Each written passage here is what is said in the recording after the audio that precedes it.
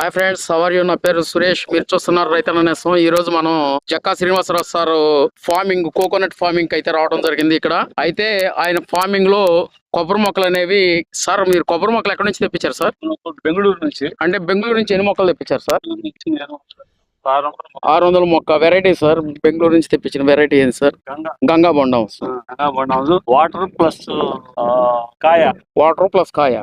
అయితే మీరు ఇప్పుడు ఆర్గానిక్ పద్ధతిలో మీరు జిప్సమ్ మనకి ఇక్కడ వచ్చేసి పశువులు ఎరువు ప్లస్ ఆవులది గాని గొర్రెలది గాని వేసి మొక్కలను అయితే పెట్టారు.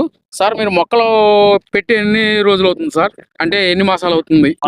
1 year అవుతుంది. అంటే మీరు 6 నెలల మొక్కలు తెప్పించారా సార్? 2 సంవత్సరాల మొక్క పెట్టి సంవత్సరం అవుతుంది సార్.